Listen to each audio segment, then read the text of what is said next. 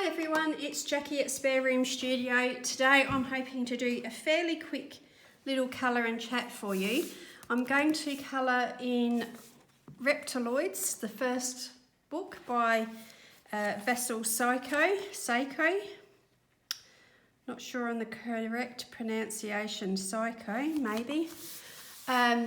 He's Basil's books on Instagram anyway. And this is a buddy colour with Jo at 120 colours, and she knows that I'm going to be colouring this for YouTube. And I have already seen Jo's, so I'm going to try to remember what she's done and not replicate it, because sometimes when we do see people's work, sometimes we inadvertently have it in our mind and end up replicating it a little bit. So I'm going to get a range of yellowy gold colours out to start. I have Hamish in the background, and I had really hoped that he'd be quiet today because I have actually coloured a couple of things on camera and had to discard it because he was either being extremely silly, making ridiculous noise, or he was sort of, you know, doing some grooming and making horrible noise. So I deleted all the footage. So, I'm not going to use that one. That one's very fluorescent. Doesn't look fluorescent when you see the cap. So I thought, well, I'll kill two birds with one stone here. I'll do a little colour and chat with you, do a bit of a sort of life update, so to speak. And you can see I've put a few colours there on the plate. I wanted to have another go with the Crayola Super Tips in this book, because what I found was I was enjoying it so much, the other ones that I've already created with water-based markers, working with this plate method, that I was enjoying it so much that I thought that I'd like to try all the different markers in all my different books and get a feel for which books might actually be able to handle a little bit of this sort of work, because it is so quick. It's really easy on your hands if you've got any hand pain, and it's just quick, like it's a really easy quick win. And this book is small anyway, so they usually aren't you know, huge marathon jobs to colour. But I just thought I'll do this on camera and see how it works. You can all see, you know, that it's another book perhaps that you can think about trialling this style of working in if you have the book yourself. And I'm still struggling a little bit time-wise with trying to find time to myself in the house. You know, when it's quiet enough for me to actually record and I have the privacy, because I don't really want to do it, you know, when my family's home. I'm a bit self-conscious still. I've asked them not to actually listen to any of my or watch any of my videos, so none of my family have actually, well, not that they've told me anyway, have actually watched any of the videos that I've been creating.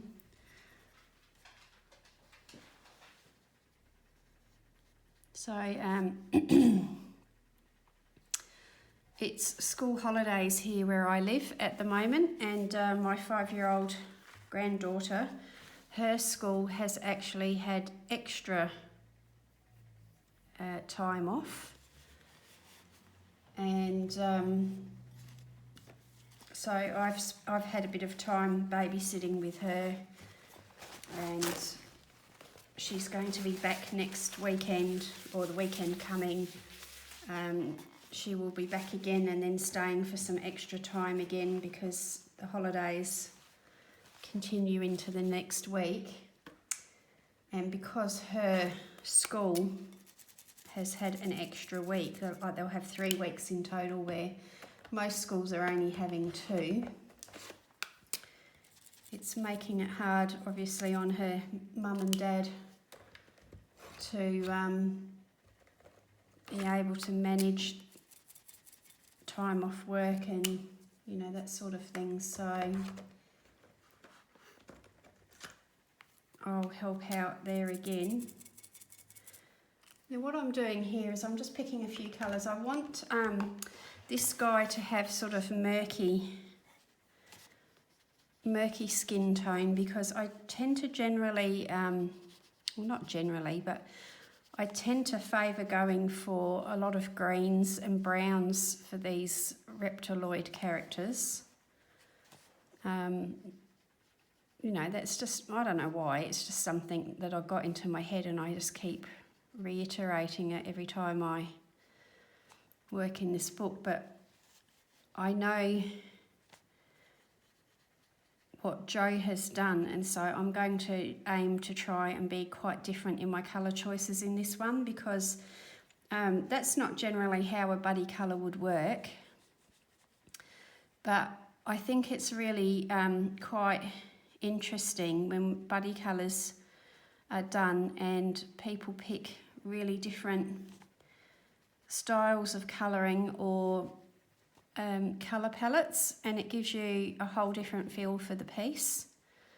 And so I think it will be really interesting for you all to see Jo's. If you go onto Instagram, I've just realised I've missed a bit of curtain in the background. That went a bit murky. I'll try to remember to put Jo's Instagram name on the description. And Jo does have a YouTube channel that she's a very busy lady, so she's not really making any videos at the moment. I don't know if you plan to get back to that, Jo, but please let us know if you do. And Jo and I have done quite a few buddy colours now on Instagram, and I love working with Jo because her sense of colour is really lovely, and she's also much more meticulous and polished in her colouring style than I am. And I always like to, you know, I like all buddy colours, don't get me wrong. I do enjoy all of them. But it is really fun when you find someone who is a little bit different to your natural working style, and seeing how different a page can look when, you know, different methods and different styles are used in it. Makes the whole process really fun to me. And Jo and I have been friends on Instagram for probably a couple of years now, I think, Jo, if I'm not wrong in that. And I've also always found her to be so lovely, so supportive, and we've become, you know, good friends. And I know that seems really silly to say about someone that you've never met in person, but I know that if I ever got the chance to travel over to the UK and catch up with some of my Instagram friends that I've made, I know that we would get on really well in person, because you know, we just have similar interests, similar thoughts about things, and can relate on a lot of levels. So I really value your support and friendship, Joe. It's very much appreciated. So this paper seems to be able to cope with a little bit of water. It's going a little bit spotty. I know some people describe it as like the paper has like dots in it. But I actually don't mind that, and for the purpose of this with the watercolour wash, I actually don't mind that idea at all, because I often think about these reptiloid characters. Some of them are so magnificently dressed, like it's like Regency style. You know, costumes and clothes. And I kind of have, you know, I tell myself a little story, a bit like I do with Mr. Fogarty, that some of them might be a little bit jaded and a little bit sort of down on their luck. So although they've got these really lovely looking fancy outfits, they could potentially be a little bit frayed and rough around the edges. So if those dots stay in there, that will play into that thinking quite well, I think. And so far in this book, I've used a lot of red, navy and purple for clothing. And I've also used a lot of green for the characters. And so it's good every now and again to try and get out of that little comfort zone and push myself to try some different colours. And I've got this 100 set of super tips here. And there's some really, really nice colours in here that I don't have in all of my marker sets. And I especially like the way that they're diluting with the water with this plate method. They are looking rather nice. I've been really pleasantly surprised at how these super tips are performing with this little technique. And I've really been enjoying the water-based, I'm going to mix some of these together, water-based mediums and working in this way. It reminds me very much of sort of days when I used to create my own original art and spend a lot of time watercolouring. And there's just something about the actual process of colouring this way that really does suit the need for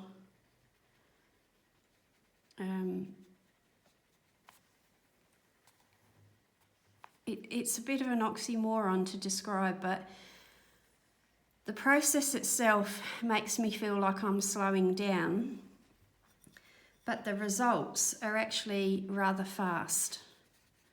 So with very little effort, I'm getting that first layer down. And if I want to come back and put pencils on or whatever, that's fine. But that first layer is incredibly fast. And it's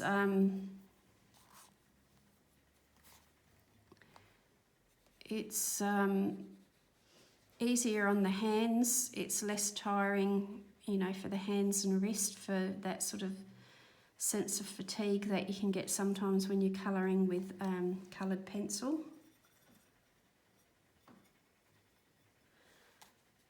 So what I'm doing here is I'm just mixing a little bit of the grey that I used in his skin tone is getting mixed with these other colours to go in the rest of the picture, because then it's keeping it all in that same range of colour and giving it a really cohesive feeling.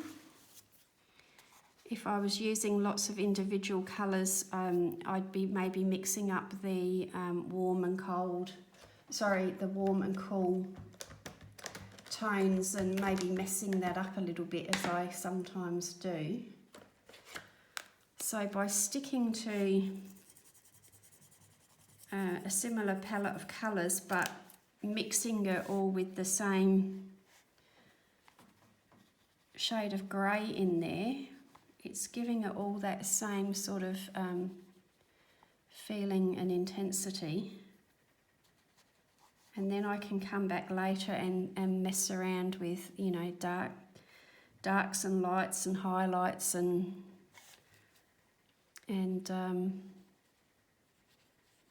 that sort of thing.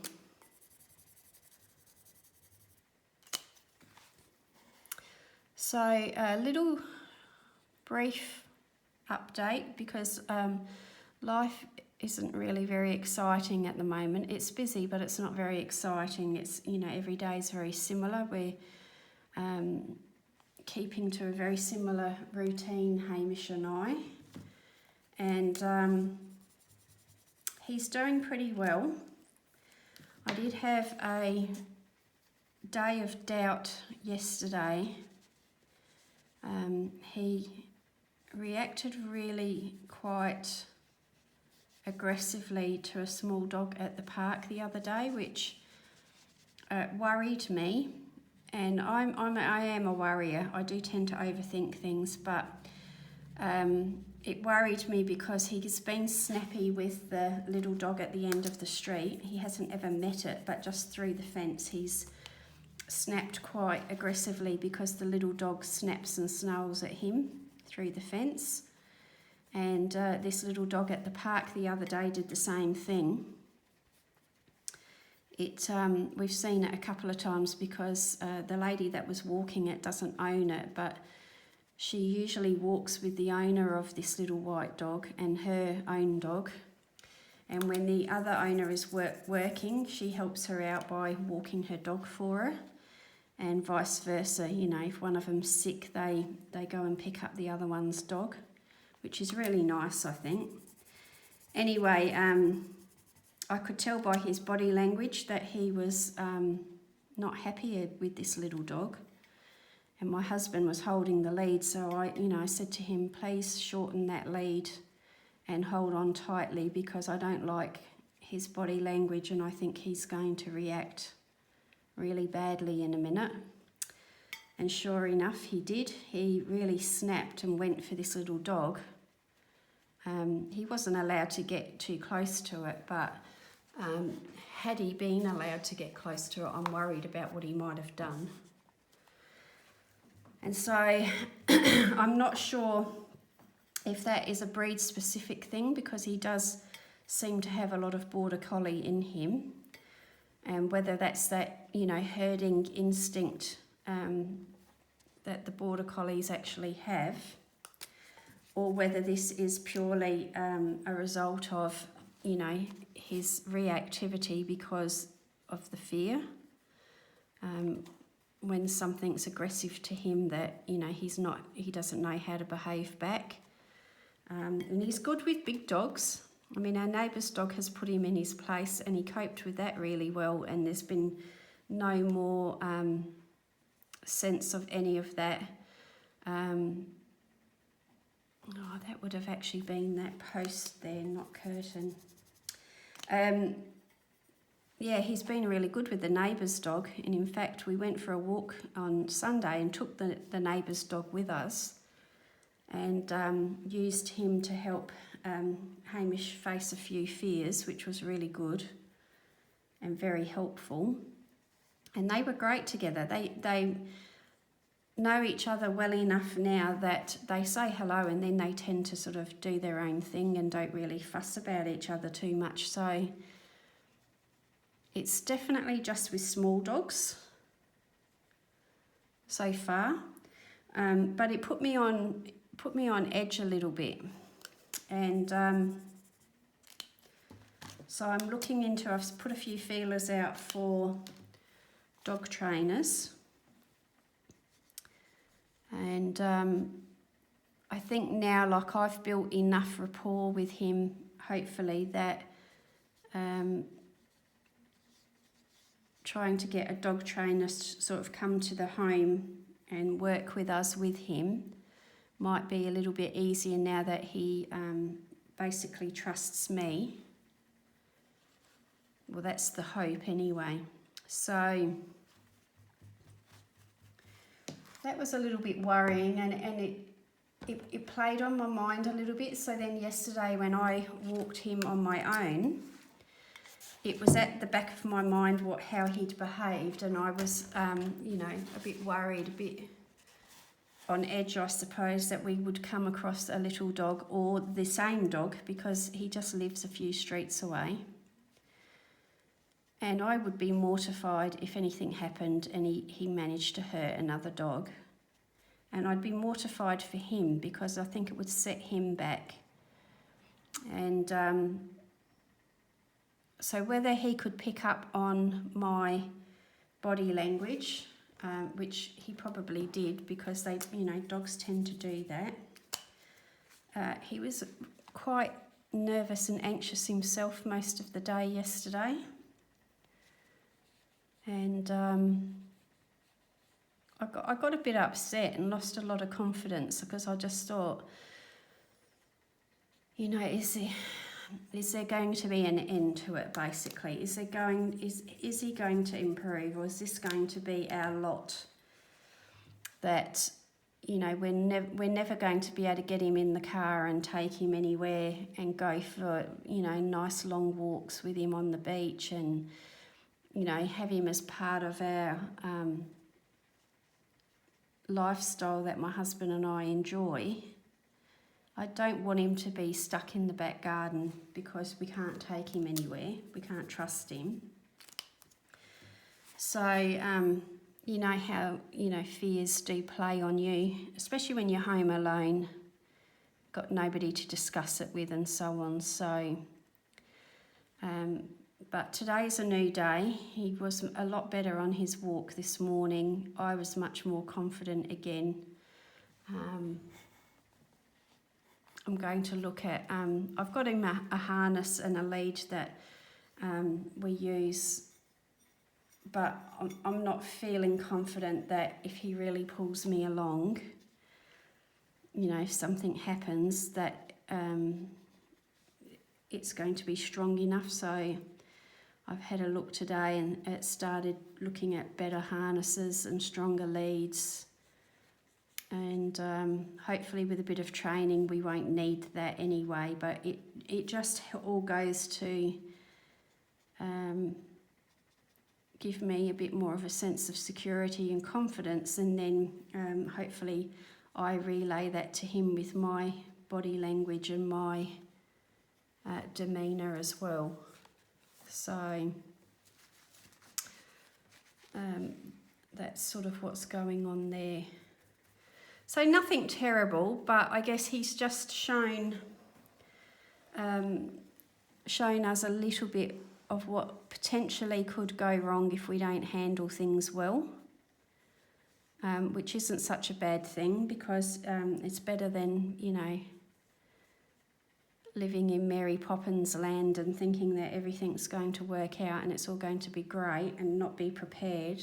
So I think, you know, it's not such a bad thing. But, yeah, I am a worrier. I try really hard to let go of a lot of stuff, but especially when I can't sleep at night and I'm laying there tossing and turning, it's not a great time for, you know, rehashing everything and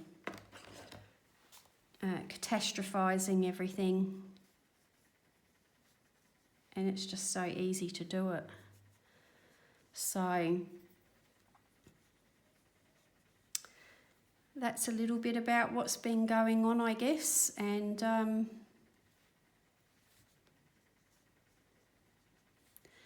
a little bit about what's coming up. So I might go missing in action again for a couple of days. I'm hoping to try and record a few things and maybe schedule it to come out at different times. I've managed to create a bit more storage on my phone, so hopefully I can record a few things, upload it and schedule it for a different time and then delete them back off. So this is 25 minutes and we've pretty much got the full, base layer down. I will have to wait for it to dry though. I was hoping to come back with Crayola pencils. I wanted to keep this piece or page completely Crayola products. I want to go for something a bit different for this little dragon here. Like I tend to do reds, like bright red and green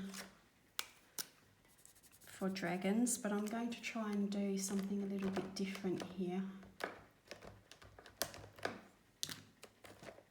Anything I don't like about this box that the super tips come in is that the markers are a little bit difficult to get back in there. It probably doesn't hurt to leave them out until I know that I've finished with the colours, but it is a bit annoying trying to get some of these markers to slot back in. And this little guy looks like he's almost got some feathers or leaves or something going down his back here.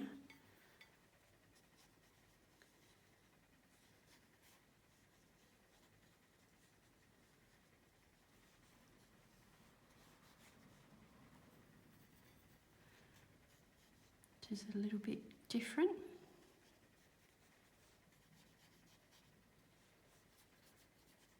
I do love the characters in this book. It's a fun little book if you haven't seen it before. Maybe have a look and see if there's a flip through on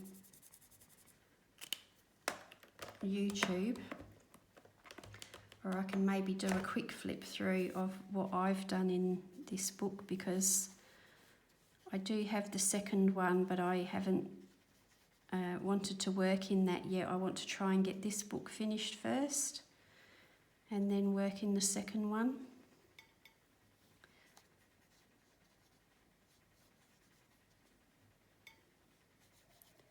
So to keep that little bit of cohesiveness, I'm trying to use the same set of same set of colours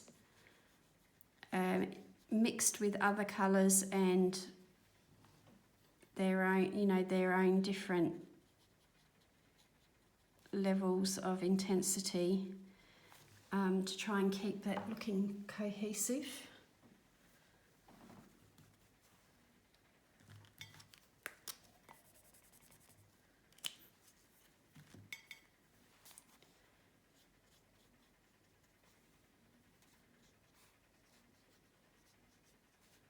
I'm just letting that all bleed into itself, very much wet in wet style.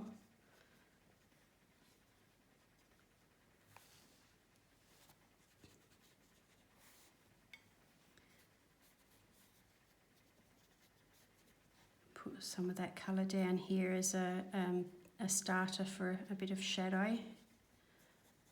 Just helps ground those characters a little bit better.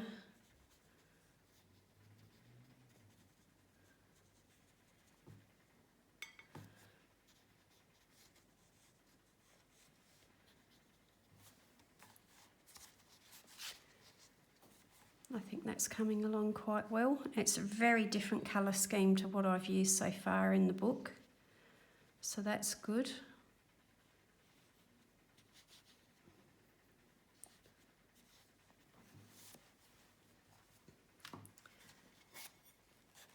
And I was thinking about making that a sky in the background, but I don't want to go really, really blue, so we'll try these very muted sort of grey blues that we've used in here, but where I've gone more to the aqua or green sort of look, we'll go try and keep it more blue, but a dull blue.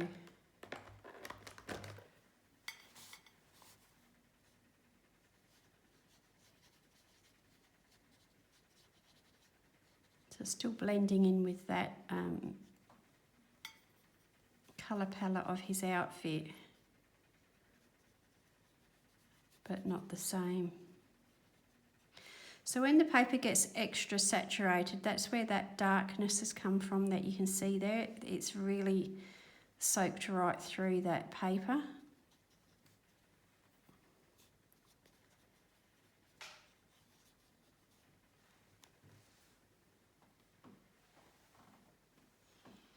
I thought Hamish had left us, but he's actually under the table, but on the other side of the table, so he's gone to sleep under there, which is nice and peaceful for us.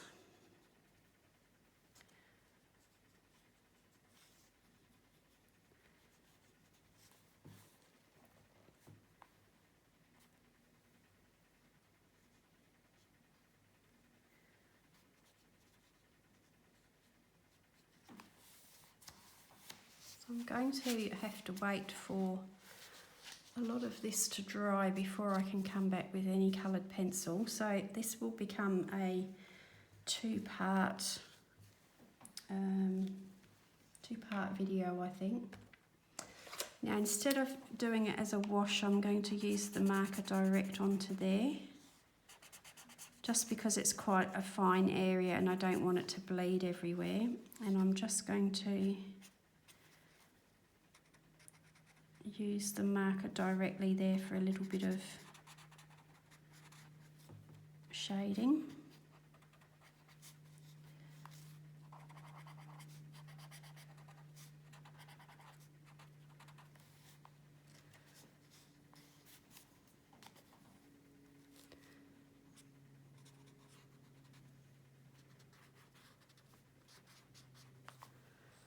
And I'm thinking his wig there, I'd actually like it to have a bit of a grey look as well, so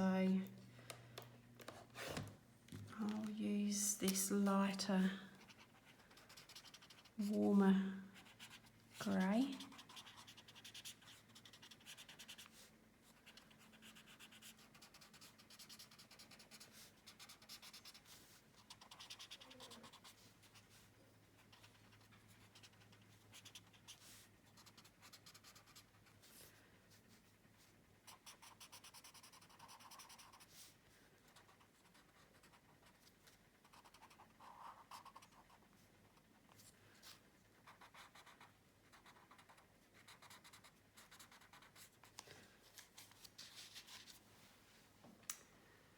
Okay, that's 33 minutes. I don't really have the capability at the moment to edit and put videos together, so we'll stop there. That will be part one. And I'll just show you how that's looking. It's quite damp. It's not wet, but it's quite damp. I like the way that the big guy's skin is going there. And I'll try not to cover some of those effects up when I come back with the pencil.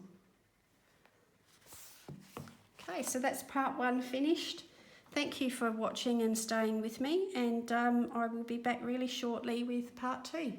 Thanks for watching. Bye now.